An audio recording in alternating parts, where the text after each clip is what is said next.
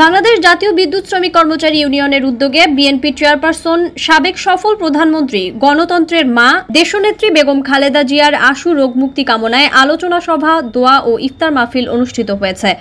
18 March মঙ্গলবার বিকেলে রাজধানীর মতিঝিলের বীর মুক্তিযোদ্ধা সাদেক হোসেন খোকা কমিউনিটি সেন্টারে এ অনুষ্ঠানের আয়োজন করা হয়।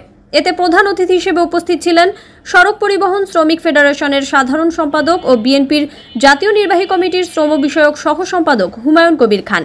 বিশেষ অতিথি হিসেবে উপস্থিত ছিলেন বিএনপির জাতীয় নির্বাহী কমিটির শ্রম বিষয়ক সহ সম্পাদক ফিরোজুজ্জামান মামুন মোল্লা, জাতীয়তাবাদী শ্রমিক দলের সভাপতি ও বিএনপির জাতীয় নির্বাহী কমিটির সদস্য মোহাম্মদ আনোয়ার হোসাইন, বাংলাদেশ জাতীয়তাবাদী শ্রমিক দলের সাধারণ সম্পাদক ও বিএনপির জাতীয় নির্বাহী কমিটির সদস্য মোহাম্মদ নুরুল ইসলাম খান নাসিম, জাতীয়তাবাদী শ্রমিক দলের আন্তর্জাতিক সম্পাদক ও জাতীয় বিদ্যুৎ শ্রমিক ফেডারেশনের সিনিয়র সহসভাপতি মোহাম্মদ আসাদুজ্জামান বাবুল, জাতীয়তাবাদী শ্রমিক দলের সহসভাপতি ও জাতীয় বিদ্যুৎ শ্রমিক ফেডারেশনের ভারপ্রাপ্ত সাধারণ সম্পাদক মোহাম্মদ আবুল কালাম আজাদ, বাংলাদেশ জাতীয় বিদ্যুৎ শ্রমিক কর্মচারী ইউনিয়ন কেন্দ্রীয় নির্বাহী কমিটি প্রচার সম্পাদক সৈয়দ আব্দুল হাই, জাতীয়তাবাদী শ্রমিক দলের ঢাকা মহানগর দক্ষিণের সদস্য সচিব মুন্সি বদরুল আলম সবুজ। এছাড়াও উপস্থিত ছিলেন বাংলাদেশ জাতীয় বিদ্যুৎ শ্রমিক কর্মচারী ইউনিয়ন ঢাকা মহানগর আঞ্চলিক কমিটির সাধারণ সম্পাদক মোহাম্মদ আব্দুল আলিম তালুকদার, বাংলাদেশ জাতীয় বিদ্যুৎ শ্রমিক কর্মচারী ইউনিয়ন কেন্দ্রীয় যুব কমিটির সভাপতি শাহিন আহমেদ সহ শ্রমিক দল ও ট্রেড ইউনিয়নের অন্যান্য নেতৃবৃন্দ। অনুষ্ঠানের সভাপতিত্ব করেন বাংলাদেশ জাতীয় বিদ্যুৎ শ্রমিক কর্মচারী ইউনিয়ন কেন্দ্রীয় নির্বাহী কমিটির সহ সভাপতি মোহাম্মদ মহসিন। সঞ্চালনায় ছিলেন বাংলাদেশ জাতীয় বিদ্যুৎ শ্রমিক কর্মচারী ইউনিয়ন কেন্দ্রীয় নির্বাহী কমিটির যুগ্ম সম্পাদক ও বরিশাল মহানগর শ্রমিক দলের আহ্বায়ক ফয়েজ আহমেদ খান। আলোচনা সভা ও ইফতার দোয়া মাহফিলে প্রধান অতিথির বক্তব্যে সড়ক পরিবহন শ্রমিক ফেডারেশনের সাধারণ সম্পাদক ও বিএনপির জাতীয় নির্বাহী কমিটির শ্রম বিষয়ক সহ সম্পাদক হুমায়ুন কবির খান বলেন, জাতীয়তাবাদী শক্তিকে বিভ্রান্ত করার জন্য জাতীয় বিদ্যুৎ শ্রমিক কর্মচারী ইউনিয়নের নেতাকর্মীদের একদল বা কতিপয় ব্যক্তি সংগঠনকে ক্ষতিগ্রস্ত করার জন্য বিভিন্ন প্রক্রিয়ায় নেতৃবৃন্দের হয়রানি করার জন্য তারা স্বঘোষিত নেতৃত্ব দাবি করে। স্বঘোষিত নেতৃত্ব প্রতিষ্ঠা করতে চায় জাতীয়তাবাদী দল থেকে পরিষ্কার মেসেজ, আমরা কোনো দলে অনুপ্রবেশকারী এবং দলের কোনো হাইব্রিড নেতাকে দিয়ে আমাদের প্রিয় নেতা তারেক রহমান সাহেব দল পরিচালনা করবেন না। আপনারা সকলে ঐক্যবদ্ধ থাকবেন, আপনাদের এই ঐক্যবদ্ধতাই শক্তিশালী নেতৃত্ব তৈরি করবে।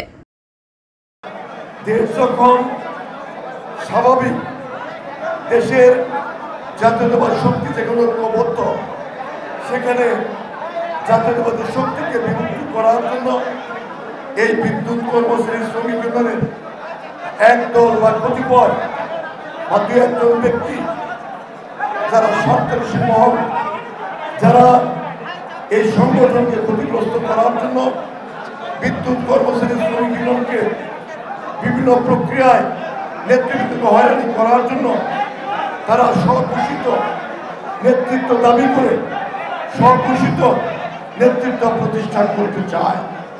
বাংলাদেশ জাতীয়তাবাদী দলের থেকে পরিষ্কার মেসেজ, আমরা কোনো দলের অনুপ্রবেশকারী এবং দলের কোনো হাইব্রিড নেতাকে দিয়ে আমাদের প্রিয় নেতা তারেক রহমান সাহেব দল পরিচালনা করবে না, এটা স্পষ্ট ঘোষণা দিয়ে দিয়েছে। আজকে এই ইফতার মাহফিলে আমরা শুধু একটা অনুরোধ করতে চাই, আপনারা ঐক্যবদ্ধ থাকবেন, আপনাদের শক্তিশালী নেতৃত্ব ঐক্যবদ্ধ রাখবেন।